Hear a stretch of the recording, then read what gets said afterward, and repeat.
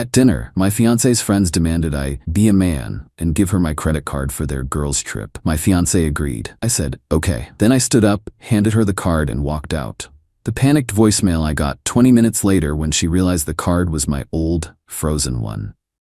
Last night, I ended a 3-year relationship over dinner. Wasn't planning on it, but when you see someone's true face, there's no unseen it. Quick background. I'm Mike, 36, own a construction business I built from the ground up. Started with just me and a pickup truck. Now have 25 employees and contracts booked solid for the next 18 months. I work my ass off, 60-hour weeks minimum. Not complaining, that's what it takes to build something real. My fiancée, Jen, 32, was a pharmaceutical sales rep. We met at a fundraiser, got engaged last year. Wedding was set for October. She's gorgeous, outgoing, the kind of woman who lights up a room when she walks in. I thought I'd hit the jackpot. We maintain separate residences by mutual choice. She has a condo downtown that she bought before we met, and I have my house in the suburbs. She stays at my place most weekends, and I keep a key to her condo for emergencies. It worked for us, especially with our busy schedules. Jen has 3 close friends she's known since college: Tina, Lauren, and Kara. They call themselves the Squad. I always thought it was kind of juvenile for women in their 30s, but whatever made her happy. From day one, I got the sense they didn't like me. Nothing overt, just subtle digs, eye-rolling when I spoke, inside jokes I wasn't part of. I tried. God knows I tried. Invited them to my place for dinner, paid for group outings, remembered birthdays and sent gifts. Nothing changed. Eventually, I stopped trying so hard and just kept things civil. Jen always defended them. They're protective of me, that's all. They've seen me date some real jerks. Fair enough. About 2 months ago, they started planning a girls' trip to Miami. Seemed fine at first, 4 nights at some fancy beach resort, spa treatments, the works.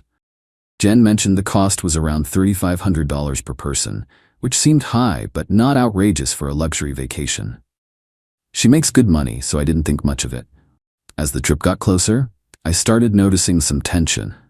Jen seemed stressed about money, which was unusual. She's always been financially responsible, one of the things I loved about her. We don't have joint accounts, but we're transparent about our finances since we're planning a future together. Last week, she asked if I'd cover her car payment and insurance this month because of the trip. I agreed and transferred $850 to her account. We help each other out sometimes, no big deal. I even saved the payment confirmation email, just as I do with any financial transaction between us.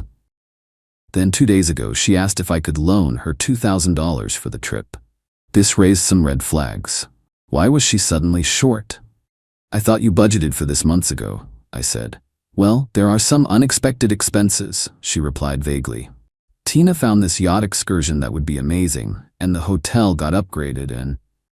She trailed off when she saw my expression. What? She asked defensively. Nothing. It just seems like the cost keeps growing. Wasn't it $3,500 originally? Things add up, Mike. It's not like you can't afford it. Something in her tone bothered me, but I let it go. I transferred the $2,000 that evening, again saving the confirmation email with a note about it being a loan for the Miami trip.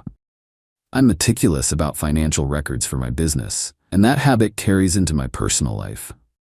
Fast forward to last night.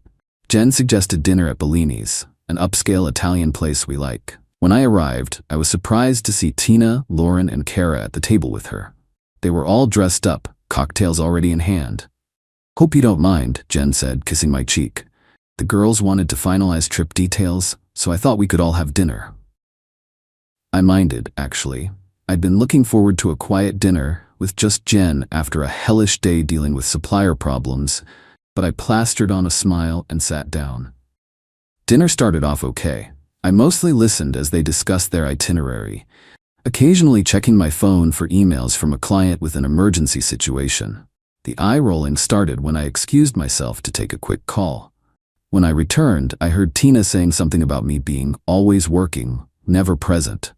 They didn't realize I was back.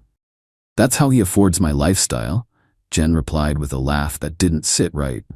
I can't complain. They all laughed, then noticed me standing there. An awkward silence followed, broken by Lauren raising her glass. To Miami. 4 days of freedom. The dinner continued, and I tried to engage, asking about their plans, making small talk. But every comment I made was either ignored or met with a condescending response, particularly from Tina, who seemed to be the ringleader. After the entrees were cleared, they ordered another round of drinks. That's when Tina leaned across the table toward me. "So, Mike, we have a little situation with the trip," she said, her tone casual but her eyes calculating. "Oh," I glanced at Jen, who was suddenly very interested in her napkin. "We found this incredible VIP package. Private cabana at the hottest club in South Beach, exclusive access, bottle service, the works. But it's pricey, like $5,000 for the group." I blinked. "That seems excessive for one night." Tina laughed. "That's because you don't understand Miami. This is the club. Celebrities, athletes, everyone who matters goes there." "And?" I wasn't sure where this was going. "And," Kara jumped in, "Jen said you might help out with it." I looked at Jen again. She gave me a pleading smile. "I might have mentioned you could contribute. It would be such an amazing experience." Something cold settled in my stomach. "You want me to give you $5,000 for a single night at a club?" "Not just any club," Lauren emphasized, as if I was missing the point. "Don't be so uptight, Mike," Tina said. "Successful men take care of their women. Be a man and support your fiancée having fun with her friends." The table went quiet. I stared at Tina, then at each of the others in turn, finally landing on Jen. She wasn't defending me. She was nodding along. "Jen," I said quietly, "can we talk privately for a moment?" Tina snorted. "There's nothing to discuss. Either you support her or you don't." "I wasn't asking you, Tina," I replied, keeping my voice level. "It's fine, Mike," Jen said, reaching for my hand across the table. "I know it's a lot, but I really want this. The girls have been planning it for ages. I don't ask you for much." Except she had. The loan for the trip, the car payment and insurance I was covering. The ridiculous engagement ring she had specifically picked out that cost more than my first work truck. "You already spent the $2,000 I gave you 2 days ago, didn't you?" I asked, realizing what had happened. She had the decency to look slightly embarrassed. "We had to put down deposits, and now you need $5,000 more." "Don't be so dramatic," Tina cut in. "If you can't afford it, just say so." That was the moment. The exact moment something snapped inside me. 3 years of subtle disrespect, of boundaries being pushed, of being treated like an ATM, all crystallized into perfect clarity.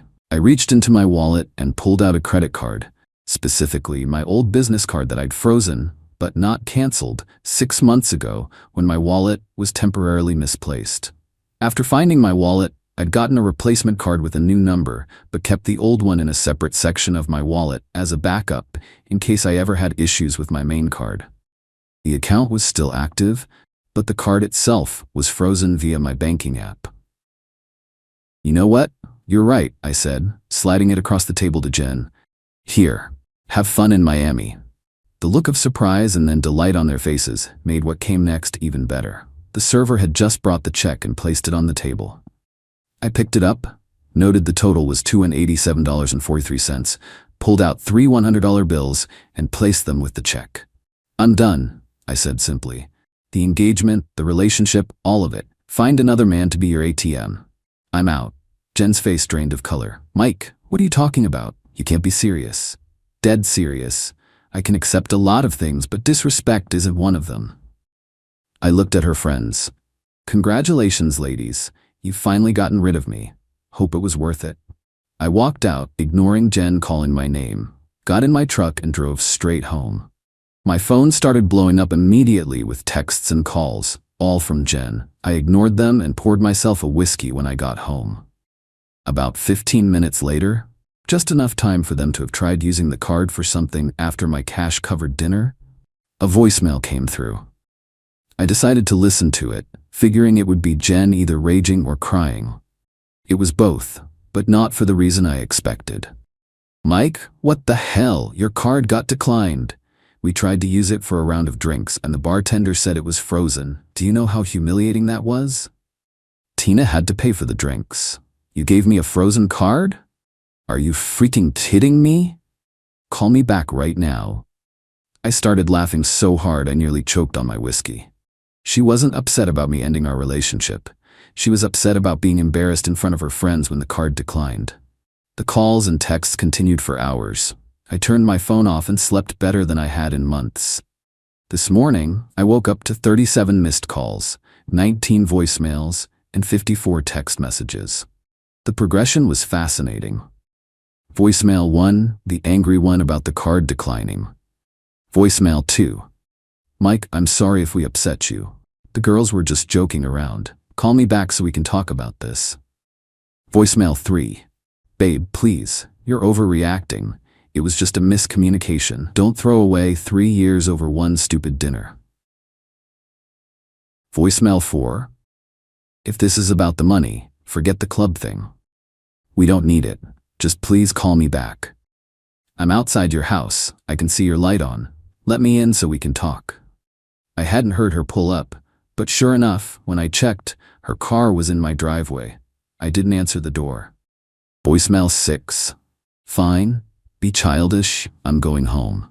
We'll talk tomorrow when you've calmed down. The next morning, the tone changed. Voicemail 7. Mike, I've been thinking all night. I understand why you were upset. Tina was out of line, but that's just how she is. You can't let her get to you like that. Voicemail 8. The girls feel terrible. They were just looking out for me. Please call me back. We need to talk about this like adults. Voicemail 9. I canceled the Miami trip. Are you happy now? Can we please just talk? By afternoon, desperation set in. Voicemail 13. Mike, please. I love you. I've called in sick to work. I can't stop crying. Don't do this to us. The final voicemail came at 4:30 p.m. I just realized something. You said you were done with the engagement before you even knew the card was declined. Were you seriously going to break up with me over one comment about money? After everything we've built? That's cold, Mike. Really cold. I thought I knew you. I guess I didn't. Neither of us is perfect, but I never thought you'd throw everything away over something so small. I deserve better than this. Goodbye. And there it was. The instant victim narrative flip. In her mind, I was now the villain who cruelly ended things over one comment. Not the 3 years of disrespect. Not her friends openly mocking me. Not her sitting there silently as they demanded I be a man and hand over thousands of dollars for their entertainment. I finally texted back a single message. I'll have your things from my house boxed up by this weekend. Please leave anything of mine at your condo where I can pick it up. I'll also need my house key back. Her response was immediate. Can we please just talk first? I didn't reply. An hour later, Tina called. I was surprised enough to answer. You've made your point, she said without greeting. Jen is devastated. What will it take to fix this? Nothing, I replied. There's nothing to fix. Don't be ridiculous. Everyone argues about money. You can't throw away a relationship over one disagreement. This isn't about money, Tina. It's about respect, something you and the squad have never shown me. Oh, grow up. So we tease you a little. Men are so fragile these days. I laughed. Thanks for the confirmation that ending things was the right call. Goodbye, Tina. I hung up and blocked her number. Jen's sister Amy called next. Unlike the others, Amy has always been decent to me. She's married with 2 kids, settled, mature. Basically the opposite of the squad. Mike, it's Amy. Can we talk for a minute? Sure, Amy. What's up? Jen is at my house. She's a mess. I've never seen her like this. I'm sorry she's upset, but my decision is final. Amy sighed. I'm not calling to convince you to take her back. I'm conflicted. She's my sister and I love her, but what she and her friends did was really inappropriate. That surprised me. You think so? Jen told me what happened Gaunty. Her version at first was that you overreacted to a simple request, but when I pressed for details, the full story came out. I love my sister, but those friends of hers have always been a problem. I've tried to talk to her about them for years, but she never listens. I appreciate your honesty, Amy. The thing is, Mike, I think this might be the wake-up call she needs. She's always had people catering to her. Our parents, her friends who encourage her worst impulses, boyfriends who give her whatever she wants. You're the first to hold her accountable. We talked for a few more minutes. Amy agreed to be present when I dropped off Jen's things and to make sure Jen returned my house key. Before hanging up, she said something that stuck with me. "For what it's worth, Mike, I think you're a good man. Maybe too good for my sister, at least the person she is right now." It's been 3 days now. I've blocked Jen and her friends on everything except email, which I've filtered to a separate folder I check once a day for anything important. Word got around to our mutual friends, and I've received a few messages of support, a few accusations of overreaction, and a lot of curious questions. I've kept my responses simple. We wanted different things. I've also contacted a lawyer friend to discuss the engagement ring, since in our state, it's considered a conditional gift that legally should be returned if the wedding doesn't happen. Rather than make it contentious, I've asked Amy to facilitate its return when I drop off Jen's belongings. The wedding venue has been notified, deposits forfeited. I'm out about $15,000 in non-refundable payments for various vendors, but that's a small price for the clarity I got. Imagine if I'd discovered this dynamic after marriage, maybe with kids in the picture. My buddy Ryan, who never liked Jen but kept it to himself, came over last night with a bottle of bourbon. "You know what this was?" he said after I recounted the full story. "A test. They were testing how much of a doormat you'd be. And you failed their test but passed the real one, the one that determines whether you respect yourself enough to walk away." He's right. Sometimes the most expensive gift you can get is seeing someone's true character before it's too late. That dinner cost me a 3-year relationship and $15,000 in lost deposits, but it saved me a lifetime of disrespect and financial manipulation. As for the frozen credit card, best prop I ever used, worth every penny of the annual fee I paid before freezing it. Update: 1 week later, the fallout continues, and I'm still processing everything. Some developments worth mentioning. First, Jen hasn't given up. I dropped off her things at Amy's house as planned. 2 boxes of clothes and toiletries she kept at my place, and Amy handed me my house key and the engagement ring in its original box. Amy was supportive but understandably torn. Jen is still her sister. Apparently, Jen had planned to ambush me at the exchange, but Amy talked her out of it. The next day, Jen showed up at my office. My assistant, who's been with me for years and knew the situation, refused to let her past reception and politely asked her to leave. Apparently, Jen made quite a scene, eventually leaving only when my assistant mentioned that our building has security protocols for unwelcome visitors. That night, she sent a long email about how I was punishing her for one mistake and how she'd never asked for anything before this trip. This was so detached from reality that I didn't bother responding. The loan for the trip, her car payment, and the endless little gifts she expected weren't asking for anything? Please. Second, I discovered something concerning from a client who happens to be a regular at the club where we had dinner. He mentioned seeing Jen there with a group of people the night after our breakup, including a guy he recognized as someone she'd previously introduced as her old friend from college. I pressed for details without revealing the full situation, and he mentioned they seemed quite cozy.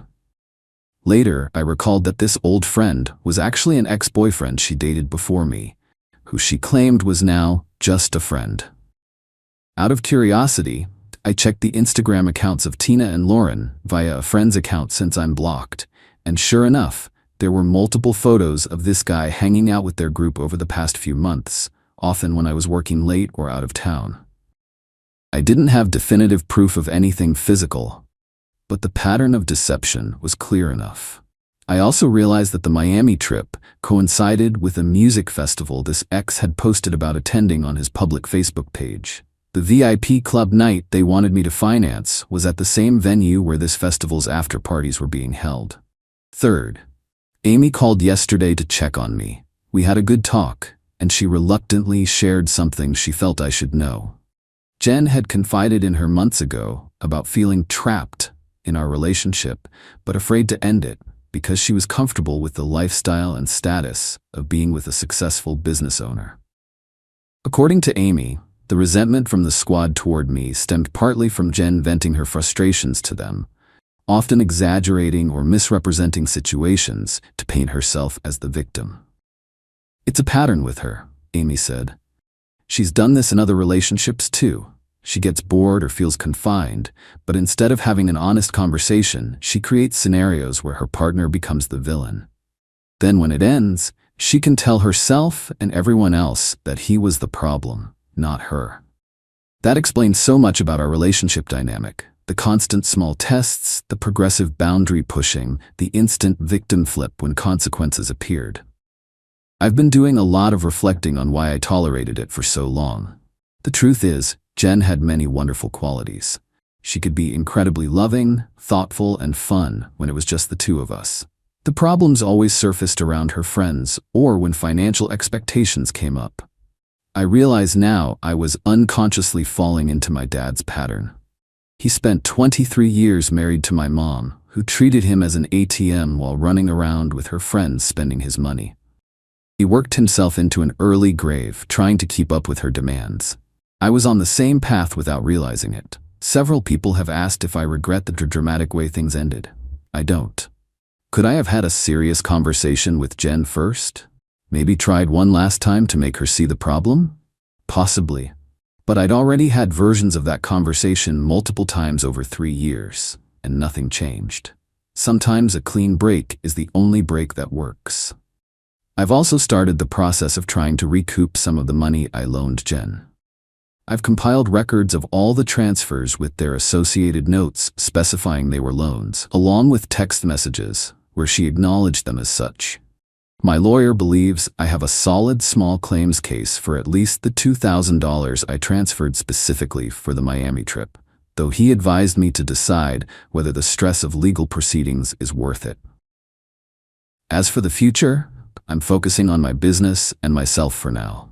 This experience has been a harsh reminder to maintain my boundaries and self-respect. It's also shown me what I don't want in a relationship, which is just as valuable as knowing what I do want.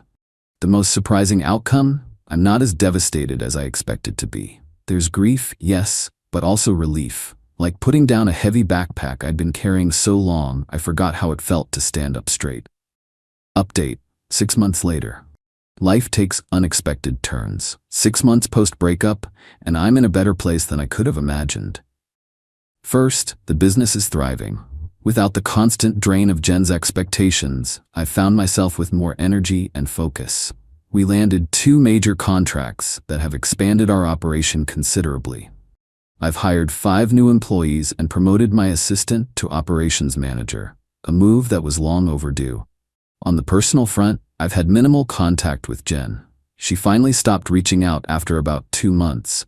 Around the same time, I filed in small claims court for the $2,850 in documented loans. We settled before the court date. She paid back $2,000 and I waived the rest to be done with it. Through mutual acquaintances, I heard she's been telling people I had a midlife crisis and couldn't handle a strong woman. Whatever helps her sleep at night. The squad seems to have fractured. My client who frequents that club mentioned that Tina and Lauren had a very public argument there a few months back. Kara has apparently distanced herself from both of them. I can't say I'm surprised. Friendships built on tearing others down rarely last. Amy and I have maintained a cordial relationship, which was unexpected but welcome. She and her husband have had me over for dinner a couple of times. Her kids still call me Uncle Mike, which always makes me smile.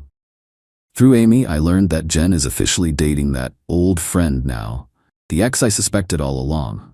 Apparently, he's having his own issues with the remaining squad members already. History repeating itself. Not my circus, not my monkeys. As for me, I started dating again about 3 months ago.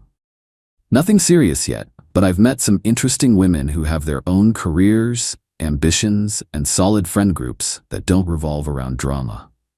The contrast with what I had before is stark. I've also reconnected with old friends I drifted away from during my relationship with Jen, another red flag I missed. We never explicitly fought about my friends, but somehow my time with them gradually decreased as her social calendar took precedence. The moment that crystallized how much healthier my life has become came last month. I was having dinner with Sarah, a landscape architect I've been seeing. We were discussing an upcoming trip she was planning with her friends to a hiking retreat. She mentioned the cost, then immediately said, "But I've been saving for this, so it's all good." Such a simple statement. but it nearly floored me. The assumption of financial independence, the lack of expectation that I would or should contribute. It was refreshingly mature. Later that evening, when the check came, she reached for her wallet automatically. I insisted on paying since I had invited her, but her default wasn't to expect it. Small thing, perhaps, but telling. The frozen credit card sits in a drawer now, a reminder of the moment I chose self-respect over appeasement. Sometimes I look at it when I need a boost, a tangible reminder that standing your ground can be difficult but necessary. I don't regret a minute of that night at Bellini's or the pain of the weeks that followed. It was the most expensive dinner of my life and the best investment I've ever made. For anyone reading this who recognizes their own relationship in my story, know that it's never too late to draw a line. The people who truly care about you won't constantly test your boundaries or treat you like an ATM. And sometimes, walking away isn't giving up, it's simply recognizing that you deserve better. At game night, my girlfriend picked her work husband as her partner, joking, "We've got better chemistry anyway." The whole room laughed at me, not with me, but I just smiled because I knew something she didn't. The next morning, I sent a very carefully worded email to her company's human resources department, complete with the screenshots from their last business trip. The game we were playing was one of those couple-based trivia games, the kind designed to create awkward moments. My girlfriend, Jenna, and I were hosting. We had about 8 people over, a mix of our mutual friends. And of course, she had invited Mark. He was her work husband, a term that always made my skin crawl. He was smug, a little too handsome in a generic way, and he always looked at me like I was a temporary inconvenience. I'd told Jenna I didn't like him, that the whole work husband thing was disrespectful. She just laughed it off, telling me I was being insecure and that their relationship was completely professional. She said their dynamic was a running joke at the office, and that it helped them navigate the corporate politics of their firm. We were 2 rounds into the game, and my team with Jenna was actually winning. Then came the partner swap round. The host, which was me, was supposed to assign new partners for a lightning round. Before I could even open my mouth, Jenna stood up, holding her glass of wine. She pointed right at Mark. "I'm picking him," she announced to the room. "We've got better chemistry anyway." A few people chuckled nervously, but most of them roared with laughter. It was the kind of laugh that feeds on someone else's discomfort. They were all in on the joke, and the joke was me. Mark just leaned back on the sofa, arms spread wide, with a grin that said, "What can I say? The lady wants me." I saw our friend Qley give me a sympathetic wince, but everyone else was playing along. I looked at Jenna, who was already walking over to sit next to Mark, a triumphant little smirk on her face. The hurt was there, a sharp jab to the ribs, but it was quickly replaced by a cold, quiet calm. I just smiled. A slow, easy smile that didn't quite reach my eyes. "All right then," I said, keeping my voice light. "Team chemistry, it is. Let's see what you've got." They won the round, of course. They were annoyingly in sync, finishing each other's sentences about pop culture and history. Every correct answer was punctuated with a high five that lingered a little too long or a shared knowing glance. They were performing for an audience, and I was the chump they were putting on a show for. The rest of the night was a blur of me playing the gracious host while my insides felt like they were slowly turning to ice. When it was all over and people were starting to leave, Jenna was still buzzing. She gave me a quick, dismissive kiss on the cheek. "Wasn't that fun?" she asked, not waiting for an answer. She and Mark had spent the last hour in the corner, heads close together, scrolling on his phone and laughing. After everyone was gone, I cleaned up the kitchen. Jenna went to the bedroom, and I could hear her on the phone, her voice low and giggling. I knew she was talking to him. This wasn't new. For the past 6 months, her life had become more and more entangled with Mark's. It started with late nights at the office, then moved to weekend calls to strategize for the upcoming week. 2 weeks ago, they had gone on a 3-day business trip together for a conference. When she came back, she was different. More distant. More dismissive of me. She talked endlessly about the inside jokes from the trip, the great presentation they'd given, the fun they'd had at the hotel bar. I had a gnawing suspicion that it was more than just professional bonding. but I had no proof. Just a gut feeling and her increasingly disrespectful behavior. That game night wasn't a mistake or a slip of the tongue. It was a statement. She was showing me and all our friends where I stood. And as I wiped down the last of the counters, I decided I was finally going to listen. I finished cleaning and went into our home office. Sitting on the bookshelf was her old tablet. She hadn't used it in months, ever since she got a new one from work. I had plugged it in a few days ago, thinking I might use it to stream some music. I picked it up. It was still logged into all her accounts, her personal email, her social media. I had never invaded her privacy before, not once in our 3 years together. But that public joke, that laughing dismissal of our relationship, had severed any obligation I felt to extend that courtesy. I told myself I was just looking for confirmation of what I already knew. I opened her private Instagram, the one she kept for a small circle of friends, not the polished one she used for a wider audience. And there it was. Proof. Far worse than I could have imagined. It wasn't just a simple affair. It was a gallery of their trip. Photos of them holding hands at dinner, a picture of 2 champagne glasses clinking together with the city lights in the background, captioned, "Celebrating a successful merger." Another one, a selfie of them at a fancy spa, wrapped in hotel robes, with the caption, "Making the most of this work trip, #conference perks." My blood ran cold. The spa, the champagne, the fancy dinner. I knew for a fact that their company had a strict policy on travel expenses. Employees were given a per diem and a list of approved vendors.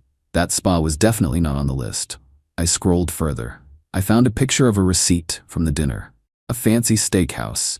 It was over $400. Her comment underneath to a friend was, "Don't worry, we just called it a client meeting. Mark is a genius with expense reports." So it wasn't just cheating, it was fraud. They were stealing from their company and bragging about it online to their friends. I took my phone and carefully, methodically, took pictures of every single incriminating post. The photos, the captions, the comments, the receipts. I screenshotted everything. Then I put the tablet back on the shelf, exactly where I found it. I went to the spare bedroom and slept on the couch. I didn't feel rage. I felt a strange sense of focus. She had handed me the gun, the bullets, and a signed confession. The next morning, I was up before she was. I made coffee, sat down at my desk, and composed an email. The recipient was the head of human resources at her company, a woman whose name I remembered from a company newsletter Jenna had left on the counter. I knew their company, a major player in the tech industry, had just spent the last quarter in the news for an executive embezzlement scandal. They were on a massive public relations campaign about their new zero-tolerance policy on ethical violations. I knew they would have to take any credible report of fraud seriously and act swiftly to avoid more bad press. The subject line was simple, regarding the code of conduct and expense policy. The email was polite, professional, and devastating. I introduced myself as Jenna's long-term partner. I explained that I had recently become aware of a potential violation of company policy that I felt obligated to report. I attached the screenshots. All of them. The spa photo, the receipt, her comment about Mark being a genius with expense reports. I wrote that I was deeply concerned that this behavior might reflect poorly on the company's integrity. I ended it by saying I was available to provide more information if needed. I hit send at 8:15 a.m. Jenna came out of the bedroom around 9, looking pleased with herself. She was still riding the high from the night before. "Morning," she said, grabbing a coffee mug. "I'm still laughing about last night. You were such a good sport about it." I didn't answer. I just sipped my coffee and looked at my computer screen. Around 10:30 a.m., I got a text from a friend who works at the same company, in a different department. "What the hell is going on in strategy? Rumor is 2 people are getting canned." I didn't reply. The news started to trickle out. By noon, it was confirmed. Another text from my friend read, "Jenna and Mark both walked out by security an hour ago. Laptops, badges, everything confiscated. Holy crap." They had both been fired. With the company already under a microscope for financial misconduct, my evidence was undeniable, and they had no choice but to make an example of them. It was an immediate termination offense. No warning, no severance. Jenna got home around 1 in the afternoon. I knew the exact moment she arrived because I heard her key slam into the lock, followed by the door flying open. She was pale, her eyes wild with a mixture of panic and fury. She was holding a cardboard box with a few sad-looking desk plants and a framed picture. "You!" she screamed, pointing a shaking finger at me. "You did this? How could you?" I kept my voice calm. "I have no idea what you're talking about." "Don't lie to me," she shrieked. "Mark and I were fired. Fired. They said an anonymous tip came in about our trip. It had to be you. You're the only one who would do something so hateful." I just looked at her. "So you're saying there was something on that trip to report? Something that would get you fired?" Her face crumpled. She knew she had no ground to stand on. The anger dissolved into desperate tears. "It was a mistake. We were just having fun. You've ruined my life. My career is over." "You did that," I said, my voice still quiet. "You and Mark, you cheated and you stole from your company. I just made sure the right people were aware of it. Now you need to pack your things." She stopped crying and a look of pure, unadulterated arrogance washed over her face. She actually scoffed, a short, sharp, dismissive sound. "Pack my things? Don't be ridiculous. I'm not going anywhere, and even if I was, I wouldn't be in trouble for long." She crossed her arms, a smug little smile returning. "He'll take me in." "Will he?" I asked. "Of course he will," she said, brimming with confidence. "Unlike you, he actually cares about me. We have a real connection. We have chemistry." She pulled out her phone and dialed his number, putting it on speakerphone to make a point. She wanted me to hear him ride to her rescue. He answered on the second ring, his voice tight with panic. "Jenna? What the hell is going on? My key card for the garage isn't working." "They fired us, Mark," she said, her voice dropping into a dramatic damsel in distress tone. "They fired us both. That monster reported us." There was a long silence on his end. "Reported us for what?" he asked, his voice suddenly wary. "The trip, the expenses. I don't know. Listen, it doesn't matter. I need you to come get me. He's kicking me out." Another pause, longer this time. When he finally spoke, his voice was cold. "How would he know about the expenses, Jenna? The only way he would know is if he saw those stupid pictures you posted. I told you to keep that stuff off the internet." "I did," she insisted. "It was on my private account." "Well, clearly not private enough," he snapped. "My whole career is down the drain because you couldn't resist showing off. Do you have any idea how much trouble I'm in?" "We're in, Mark," she corrected him. "We're in this together. But it's okay, we have each other. I'll just come stay with you until we figure this out." I could almost hear the blood drain from his face through the phone. "Stay with me? Are you insane? Jenna, my wife is going to kill me. She already suspects something is going on.